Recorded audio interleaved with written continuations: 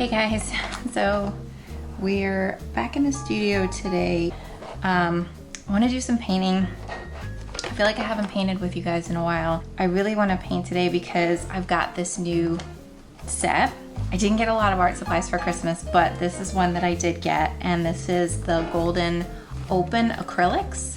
I'm kind of excited about these because these are slow drying acrylics. So the reason these are a little bit different than regular acrylics, which is what I've been using for practically the past year, these will dry slowly, kind of like oil. So my understanding is that you get that flexibility of mixing on your painting surface like you do with oil. That's what I want to try today. I want to try hopefully a couple of paintings, but at least one in my small sketchbook that kind of mimics oil painting. Yeah, so we'll see. We'll see if we can paint with acrylics like we paint with oils.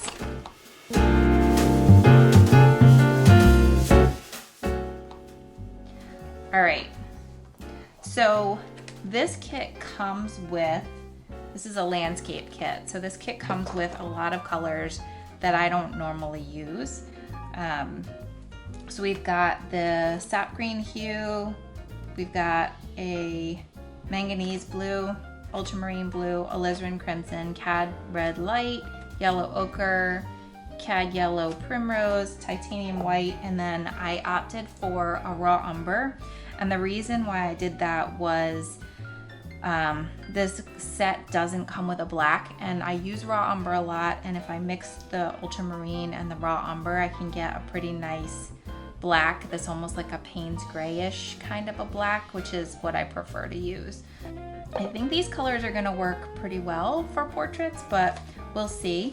This kit also comes with a thinner, which is nice because, you know, we don't like to thin down our paints, our acrylic paints with water too much, just because that breaks down the polymers in the paint and makes it not stick to your surface, kind of makes it flake off, and is just all around bad.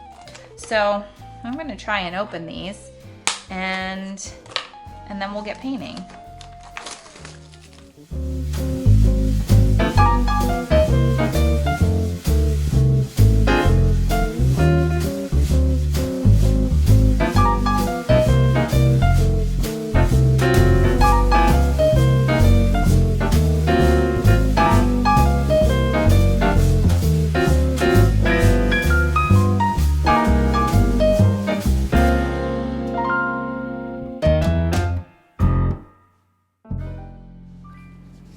Okay guys, before we jump into the painting, I thought I'd just share with you how rough I sketch out these paintings. So this used to take me so much longer, but I've gotten much faster after doing it every day for the past 3 years. I think what's different now is that I just keep it very rough and just make sure that the size and the placement of everything is right. Since I'm just gonna paint over it, I really don't need all the details that I really want to put in. Instead, it's more like I've created like a shorthand for myself, so I can lay in all the initial color passes with confidence. All in, I try to keep this step to about 15 or 20 minutes.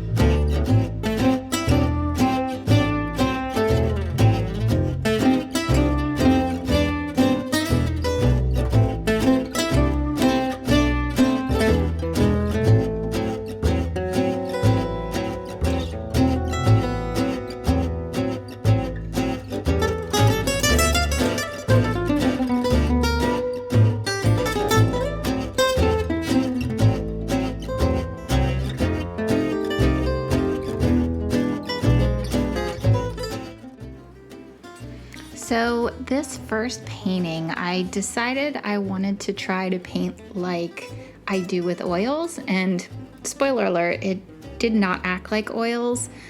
Don't get me wrong, I like the results, but these do not act like oils at all. So the way that I've been working in oils is alla prima, and so that's all in at once, all in one sitting. And I like to move from dark to light, laying down areas of color right next to each other, just to create the form and the transitions this way rather than blending. I find that my oils just get really muddy if I try to blend them. So with oils, this works really well because the paint stays wet, and laying it next to each other, you just naturally get a tiny bit of that paint bleeding into each other.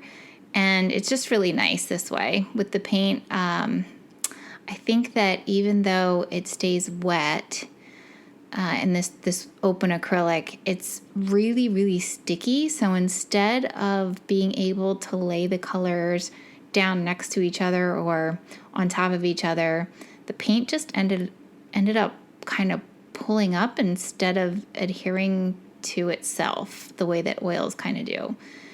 I don't know if that makes sense, but the other thing that I realized in this painting was just how transparent these colors in this set happen to be. Even the titanium white, which is like usually the most opaque color that I have in my palette, was kind of semi-transparent. So it was really hard to try and layer on the lights over the darks and actually get a lighter value. Yeah, that was definitely a struggle in this painting.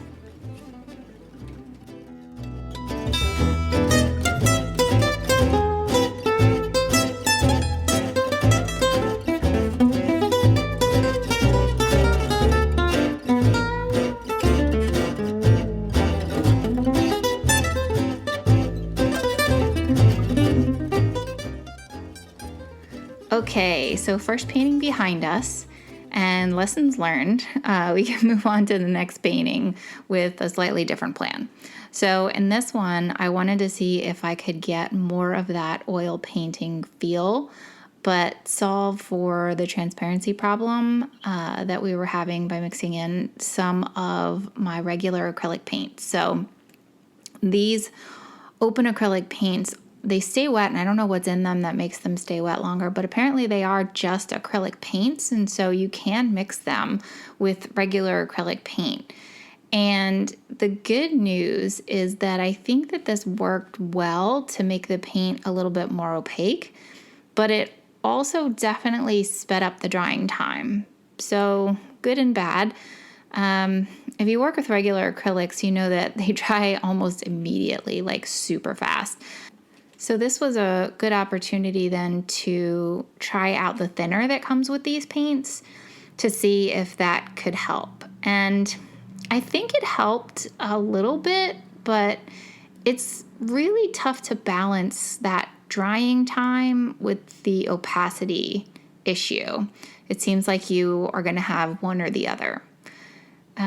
So all in all, I think that this was a fun painting, and I do like how it turned out, but I think I'm done for now trying to make these work like oils. I might come back to it in the future if I can find some other mediums or maybe some more opaque versions of these paints, but for now, I think these are acrylic paints, and so I'm going to try and use them like acrylic paints, and so that's what I'm going to do in the next painting.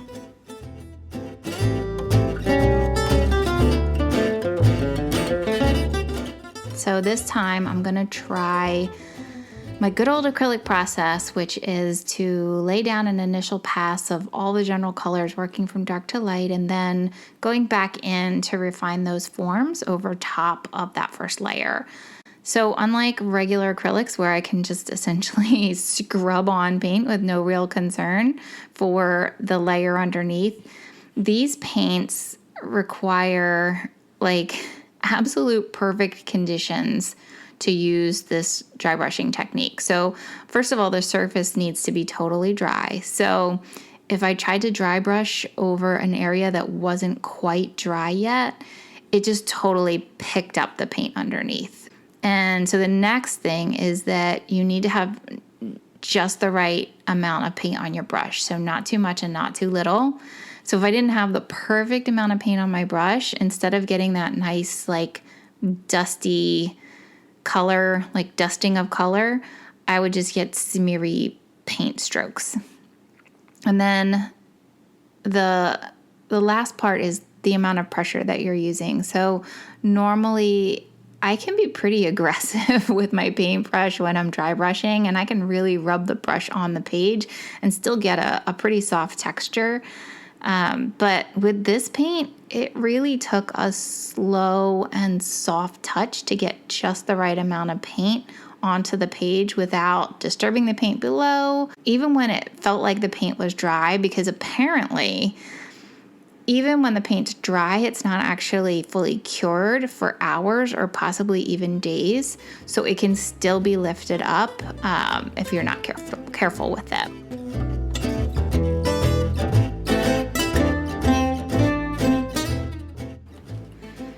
Right, so dry brushing with these paints was not an ideal experience, and I wanted to see if there was an easier way to get some soft blended effects. So this time around, I decided to try feathering, which honestly, I can't even remember the last time that I used this technique.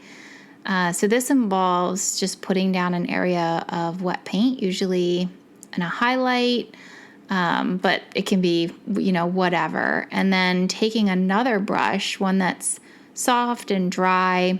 Some people like to use fan brushes for this, but I just use like a round brush or sometimes even a flat brush, and just lightly sweeping the paint around until you get the desired effect.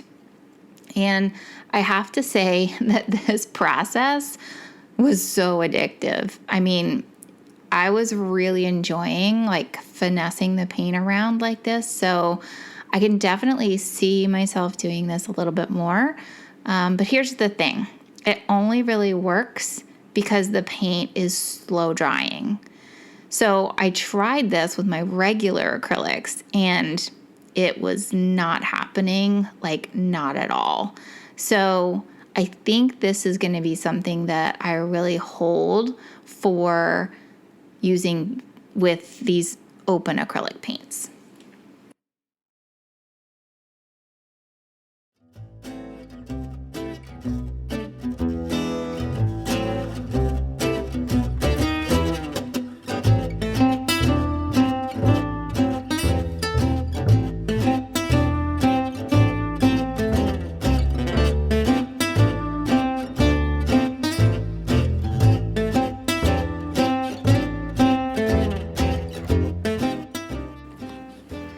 So the last painting was a bit of an experiment because this time I just wanted to try and see if there was a better way to work these paints into my practice. So essentially I was just taking all of the things that kind of worked from the previous paintings and seeing if I could bring them all together. And I really like how this painting came together, but I do have to say that I've done a few more since this one, and I really think that these paints do bring something different to the table that's worth exploring a little bit more. So for instance, in these first 5 paintings, I didn't really get to do much glazing. I did a tiny bit, and you'll see it in this one. You'll see in the end, I think I did it in the stripes in this sweater, but really not much. So I think the transparency and blending ability of these paints would just be perfect for glazing. Also, I know there are other colors that Golden offers, and I don't think they're all this transparent. So I think it would be worth getting 1 or 2 of those just to see what else they can do. And lastly, I am really curious how these might work differently on another surface. So far, I've only worked with these paints in the sketchbook. And although this paper is technically primed with a layer of acrylic, I can't help but wonder if the paints would react differently on something like a gessoed board maybe. So that's definitely something that I want to try with these paints. But other than that, I have to say, I don't hate them. I think I like them. And I don't think I like them as a replacement for my acrylics. I actually think that I like them as an addition to my current acrylic set. And it's weird to say that, but yeah, I think I'm going to add these to my process for the foreseeable future.